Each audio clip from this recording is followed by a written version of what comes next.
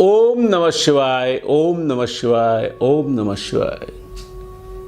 અંગ્રેજીમાં એક શબ્દ વપરાય છે, મિડાસ ટચ. કોઈએ વરદાન માંગ્યું હતું કે હું જેને અડું એ વસ્તુ સોનાની થઈ જાય, તો બધું જ સોનાનું થઈ જાય. પાણી પીવા ગ્લાસ હાથમાં લે તો ગ્લાસ સોનાનો થઈ જાય, અંદરનું પાણી સોનાનું થઈ જાય. ખાવા માટે રોટલી હાથમાં લે તો રોટલી સોનાની થઈ જાય. ત્રાસ થઈ ગયો જેણે વચન મેળવ્યું હતું તેને. કારણ કે કશી જ વસ્તુ એવી નહોતી કે જે સોનાની ના થઈ જાય. તો સોનું ખવાય થોડું, સોનાને બચકા ના ભરાય. અને એટલે ધનની જરૂર છે જીવનમાં, ધનની જરૂર ચોક્કસ છે. વ્યવહારો નિભાવવા માટે, આપણા સમાજમાં બહુ વ્યવસ્થિત રીતે આપણે જીવવા માટે, આપણી સામાજિક જરૂરિયાતો પૂરી કરવા માટે ધનની જરૂર છે. વસુ વગર નર પશુ એવું કહેવાય છે. ધનની જરૂર ચોક્કસ છે, પણ એ ધન ધાન્ય કરતાં આગળ નથી. ધન નહીં હોય અથવા ધન હોય પણ ધાન્ય નહીં મળે તો કેટલા દિવસ કાઢશો તમે? કેટલા દિવસ ચલાવી શકાય? એક સોનાની આપણે પેલી લોલીપોપ બનાવી હોય અને ભૂખ લાગે એટલે મોંમાં મૂકીને એને ચૂસવાની, ભૂખ શાંત થાય ખરી? નહીં થાય. એટલે આ જે ધાન્ય છે એ ધાન્યનો મહિમા આજે કરવો છે આપણે. ધાન્ય આપે છે જે દેવી, એ આપણને, એ દેવીનું નામ છે અન્નપૂર્ણા. આ અન્નપૂર્ણા દેવીના દ્વારે ભગવાન શંકર પધાર્યા અને આવીને એમણે પોકાર નાખ્યો, અન્નપૂર્ણે સદાપૂર્ણે ભવતિ વિક્ષાન દેહી. હે માં અન્નપૂર્ણા, મને ભિક્ષા આપ.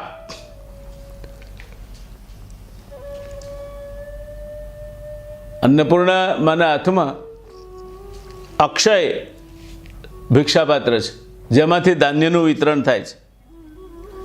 એટલે અન્નપૂર્ણાના ત્યાં અથવા જેના ઉપર અન્નપૂર્ણાની કૃપા હોય એને કોઈ દિવસ ધાન્યનો તોટો નથી પડતો. અન્નપૂર્ણાની કૃપાનો અર્થ આજના સંદર્ભમાં હું બીજો પણ કરું છું.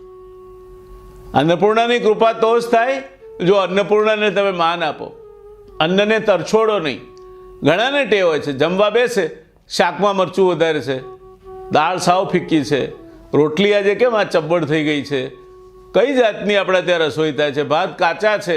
અરે ભાઈ, આ દેશમાં 30 કરોડ લોકો એવા છે કે જેમને 2 ટાઈમ અનાજ નથી મળતું, 2 ટાઈમ જમવા 2 સમય નથી મળતું.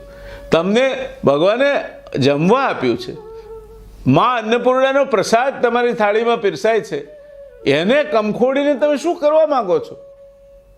તમે નસીબદાર છો કે તમને આ રીતે માં અન્નપૂર્ણા પ્રસન્ન થઈને તમારી સામે થાળમાં એનો પ્રસાદ પીરસાય છે.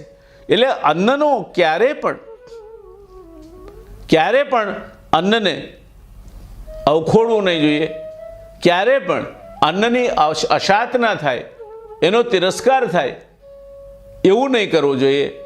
અન્ન એ આપણા જીવનનો એક ભાગ છે.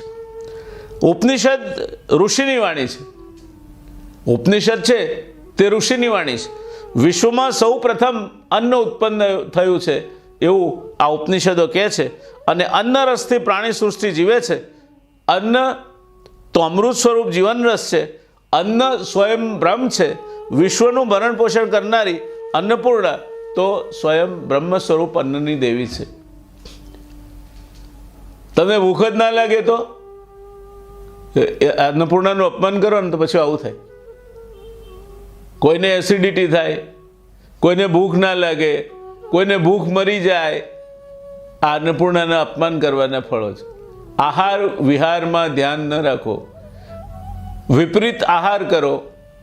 માં અન્નપૂર્ણાને માન આપ્યા વગર ગમે ત્યાં ગમે તે વસ્તુ ખાઈ લો, પરિણામ એ અન્નની અશાત ના થાય. ને અન્નની અશાત ના થાય ત્યારે એસિડિટીથી માંડીને અલ્સર સુધીના અનેક પ્રશ્નો અને અપચાથી માંડીને મંદાગ્નિ સુધીની અનેક ફરિયાદો તમારા શરીરમાંથી ઊભી થશે. અન્નપૂર્ણા એ ભારત તો કૃષિપ્રધાન દેશ છે. આપણે PL 480ના ઘઉં ભીખ માગીને લાવીને ખાતા હતા ત્યારે રેશનિંગની દુકાનેથી આપણને અનાજ પૂરું પડતું હતું. આપણે આઝાદ થયા ત્યારની વાત કરું છું. કેર નામની સંસ્થા આપણને દૂધનો પાવડર ભેટ આપતી હતી, જે આપણે આપણા બાળકોને નિશાળમાં ડાયટરી સપ્લિમેન્ટ તરીકે આપતા હતા, પૂરક આહાર તરીકે આપતા હતા. આજે 34 કરોડ દેવી દેવતામાંથી આપણે 130 કરોડ દેવી દેવતાઓની આજુબાજુ પહોંચ્યા છીએ, પણ બધાને ચાલી રહે એટલું અનાજ આપણા દેશનો ખેડૂત પેદા કરે છે. આ દેશને જો કોઈએ માં અન્નપૂર્ણાના આશીર્વાદ અપાવ્યા હોય તો એ આ દેશનો ખેડૂત છે. આજે આપણે દુનિયામાં સૌથી વધારે દૂધ ઉત્પાદન કરીએ છીએ. દુનિયામાં બીજા નંબરનું ફળ અને શાકભાજીનું ઉત્પાદન કરતો કોઈ દેશ હોય તો ભારત છે. આ અન્નપૂર્ણાની કૃપા, એ અન્નપૂર્ણાનો પૂજારી આ દેશને વિશ્વમાં ભીખનું શકોરું લઈને ન ફરવું પડે તેમાંથી મુક્તિ અપાવનાર એ આપણો ખેડૂત છે, આપણો ભૂમિપુત્ર છે. ને એટલે જ ખેડૂતને આપણે જગતનો તાત કહીએ છીએ. ધરતીના દાવીને સમગ્ર સૃષ્ટિ પોષાય છે. આ વૈદિક ભૂમિ માતામાં માતા અન્નપૂર્ણાનું પ્રાચીન સ્વરૂપ જોઈ શકાય છે. ધરતીને ઓઢીને વિસ્તરેલ હિમાલય પર્વતની પુત્રી તે પાર્વતી. શૈવ પુરાણો પ્રમાણે શિવશક્તિ પાર્વતીનું એક જ સ્વરૂપ અને તે છે દેવી અન્નપૂર્ણા. આ અન્નપૂર્ણા એ ક્યાં વસે છે તો મોક્ષપુરી ગણાતી ગંગા તટે વસેલી નગરી કાશી છે, જ્યાં સ્વયં કાશી વિશ્વનાથ ભગવાન, સ્વયં ભગવાન શિવ વિરાજે છે. તે ભગવાન વિશ્વનાથની એ વિહાર ભૂમિ છે. શિવજી તો પોતાની પ્રાણ પ્યારી દેવી અન્નપૂર્ણાથી કદી છૂટા પડતા જ નથી. એ કાયમ એ નગરીમાં જ નિવાસ કરે છે અને એટલે એ નગરીમાં અન્નપૂર્ણાનો નિવાસ છે. ત્યાં ક્યારેય અન્નપૂર્ણાની કોઈ મુશ્કેલી, અન્ન વગરની કોઈ મુશ્કેલી ઊભી થતી નથી.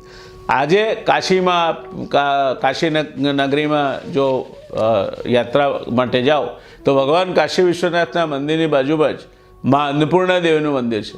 દર્શન કરવાનું નહીં ચૂકતા. શિવપુરાણની કથા પ્રમાણે એકવાર દેવાધિદેવ શિવજીએ સ્વયં ભિક્ષુકનું સ્વરૂપ ધારણ કરી ભિક્ષા માટે મહાદેવી અન્નપૂર્ણા પાસે ભિક્ષાન દેહી કહીને ઊભા રહી ગયેલા અને મહાદેવીએ તેમને પ્રેમથી પોતાના ભિક્ષાપાત્રમાંથી ભિક્ષા આપેલી. આ પ્રસંગ ભિક્ષુક કે ભૂખ્યાને અન્ન પ્રદાન કરવાનો એક સંદેશો આપે છે. જો ભગવાન સ્વયં અન્નપૂર્ણા પાસે ભીખ માંગવા જેનો અર્થ શું? આપણા ઘરમાં રસોઈ થાય છે ને, એના 4 ભાગ પડે છે. પહેલો ભાગ અતિથિ માટે છે, બીજો આંગણે આવેલા અભ્યાગત બાવા સાધુ માટે છે, ત્રીજો ગૌગ્રાસ ગાય કૂતરા માટે છે, ચોથો ભાગ આપણા માટે છે. ઘરે રસોઈ થાય છે, 4 રોટલી બને ને ભાઈ, એમાંથી એક પર જ આપણો અધિકાર છે. બાકીની 3 ભગવાને આપણને એજન્સી આપેલી છે, કામના માટે તારે કરવાની છે, જે આપણે ભૂલી ગયા છે. એની આખી એક જુદી વાર્તા છે. ભગવાને બધું વેચ્યું ત્યારે માણસના ભાગમાં અનાજ નહોતું આવ્યું, અનાજ કૂતરાના ભાગમાં ગયું હતું. પણ કૂતરાએ કહ્યું કે ભગવાન, હું તો રખડેલ, મને કંઈ ઘર બાર વગરનું પ્રાણી છું, હું આને શું કરીશ? માણસને આપો, એ મને નાખશે. માણસના ભાગ લાકડા આવ્યા હતા. સવારમાં ઉઠીને આપણે દાંતણ કરીએ છીએ ને, એ એની નિશાની છે ને છેવટે અંત પણ લાકડામાં આવે છે. આ વગર જોડીના ફકીર કૂતરાએ આપણને એનું અનાજ આપી દીધેલું છે. અને આજે આપણે રોટલાના ચોર બન્યા છીએ. કોઈ ઘરે આવે તો મોઢું ચડી જાય, વખત બે વખત આવે તકલીફ, ક્યાંક બહાર જવા તૈયાર થતા એને કોઈ મહેમાન આવી જાય, ગૃહિણીનું તરત નાકનું ટીચકું ચડી જાય. ક્યાંથી ચાલ્યા આવે છે વખત બખત જોયા વગર, જાણે નથી કરતા. મોબાઈલનો જમાનો. અરે બેન, અતિથિનો અર્થ જ એ થાય કે જેની આવવાની તિથિ કે સમય નક્કી ના હોય અને જેનો જવાનો સમય કે તિથિ નક્કી ના હોય તે અતિથિ કહેવાય. અતિથિ તો નસીબદારના ત્યાં આવે છે. તમારા ત્યાં અતિથિ પધાર્યા છે, તમારા ત્યાં ભગવાન પધાર્યા છે. સાક્ષાત ક્યારેક ભગવાન શંકર પણ તમારી અન્નપૂર્ણા તરીકે પરીક્ષા કરવા માટે ભિક્ષાન દેહી કરીને આવીને ઊભા રહી જશે. અને આવું જ નાકનું ટીચકું ચડાવશો તો એ દાડે દેવાધિદેવ મહાદેવ તમારા બારણેથી રિસાઈ ના જાય એટલું જરા જોજો. આ આપણી અત્યારની આધુનિક સંસ્કૃતિ ગણો કે આપણે સુધરી ગયા છીએ ગણો, પણ પરિસ્થિતિ આ છે. એટલે બ્રહ્મ સ્વરૂપ જે અન્ન છે એનો ક્યારેય તિરસ્કાર નહીં કરો. એક નાની વાર્તા છે, નાની વાર્તા કહેવી છે મારે. અન્નપૂર્ણામાના વ્રતની આ વાર્તા છે. અન્નને તરછોડીએ તો કેવી આપત્તિ આવે તેની વાત આ અગસ્ત્ય ઋષિએ વનવાસી રામ લક્ષ્મણને સંભળાવેલી અન્નપૂર્ણા વ્રતની આ વાર્તા હું આપને કહી રહ્યો છું. આ વાર્તા વનવાસી રામ લક્ષ્મણને મુનિ અગસ્ત્યે સંભળાવી છે. અન્નપૂર્ણાનું મહાત્મ્ય એનું વર્ણન કરતી આ વાર્તા છે. દેવદત્ત અને ધનંજય નામના બે ભાઈઓ કાશીમાં રહેતા હતા. દેવદત્ત અને ધનંજય બે ભાઈ કાશીમાં રહેતા હતા. દેવદત્ત ધનિક હતો, જ્યારે ધનંજય નિર્ધન. ભાઈ બે એકમાં ના જાય, પણ એક બહુ ધનવાન હતો, બીજો નિર્ધન. અને પરિવારનું દારિદ્ર્ય દૂર કરવા એકવાર ધનંજય કાશીના ઘાટે જઈને શિવ પાર્વતીનું નામ જપતા જપતા ત્યાં જ નિદ્રાધીન થઈ ગયો, કંટાળી ગયો હતો કે એનું પરિવારનું પૂરું જ નહોતું થતું. એક સાંજે ત્યાં તેર તૂટે, આ બાજુ છોકરા ક્યારેક ભૂખ્યા સૂઈ જાય, ક્યારેક ઘરમાં હાનલી કુસ્તી કરતી હોય, કંટાળ્યો બિચારો. તો એ કાશીમાં ગંગા કિનારે ગયો અને મા શંકર પાર્વતીનું જપ કરતાં કરતાં એની આંખ મળી ગઈ ત્યારે એને સપનામાં એક જટાધારી આવ્યા. હવે જટાધારી કોણ હશે કલ્પી શકો છો. કાશી વિશ્વનાથનું મંદિર જ્યાં હોય, જ્યાં ભગવાન શિવ સ્વયં વાસ કરતા હોય. જટાધારીએ સપનાવીને શું કહ્યું કે પૂર્વે કાંચી નગરીનો રાજકુમાર શત્રુમર્દન અને મિત્ર હેરંબ બંને વનમાં શિકારે ગયા હતા. કાંચી નગરીનો રાજકુમાર શત્રુમર્દન, એના મિત્રનું નામ હેરંબ, બંને વનમાં શિકારે ગયા હતા. બંને ભૂખ્યા થયા અને એક આશ્રમમાં ગયા. આશ્રમમાં શું હોય? ઋષિઓ તો બહુ ઓછામાં ઓછી સાધન સાથે રહેવાવાળા અને તપ કરીને જીવવાવાળા પુણ્યાત્માઓ છે. તો ત્યાં ઋષિએ એમને સામો આપ્યો ભૂખ સમાવવા માટે. સામો એ એક એવું દાન છે કે જે વગર ખેડે એમ જ જમીનમાં ઉગે છે. આપણા ત્યાં બહેનો સામા પાંચમના દાડે એ સામો વાપરે છે. એ સામો એમને આપ્યો અને કહ્યું કે આ તમે જમો અને તમારી ક્ષુધા શાંત કરો. પેલો રાજકુમાર તો પ્રેમથી આરોગી ગયો, પણ હેરંબે આ સામાનો સ્વાદ બહુ સારો નથી હોતો, એટલે આ તુચ્છ અન્નનો તિરસ્કાર કર્યો કે આ તો કંઈ ખાવાની વસ્તુ છે, હું કેટલો શ્રીમંત માણસ છું, પાણી માગું તો દૂધ મળે તેમ છે. અને આ બાબાએ એમને સામો આપ્યો. નાકનું ટીચકું ચડાવ્યું, અન્નનો અનાદર થયો. અને અન્નનો અનાદર કરનાર આ હેરંબ એ આ ગરીબ અને દરિદ્રભાઈ તરીકે જન્મ્યો. પેલો રાજકુમાર એ એના મોટા ભાઈ તરીકે શ્રીમંત તરીકે જન્મ્યો. અને અન્નનો તિરસ્કાર કરવાથી પોતે આ જે દુઃખ નિર્ધનતાનું ભોગવી રહ્યો છે, દરિદ્રતા એનો પીછો નથી છોડતી, ઘરમાં હાંડલી કુસ્તી કરે છે, મા અન્નપૂર્ણાની જરાય મેર નથી, તો એમાંથી મુક્તિ કરવા માટે એ જટાધારીએ એને આદેશ કર્યો સ્વપ્નમાં, તું દેવી અન્નપૂર્ણાનું વ્રત કર, સાચા દિલથી વ્રત કરીશ તો તારી દરિદ્રતા દૂર થશે. એ પછી ધનંજયે અન્નપૂર્ણાનું વ્રત કર્યું અને હેરંબ તરીકે એણે જે તિરસ્કાર કર્યો હતો અન્નપૂર્ણાનો, એ પાપમાંથી એ મુક્ત થયો. શિવજી જેના ત્યાં ભિક્ષુક તરીકે જાય, આ જગતનો પાલનહાર, ભીખ માંગને આયા તેરે ઘર, જગત કા પાલનહારા રે, તેરે દ્વાર ખડા એક જોગી.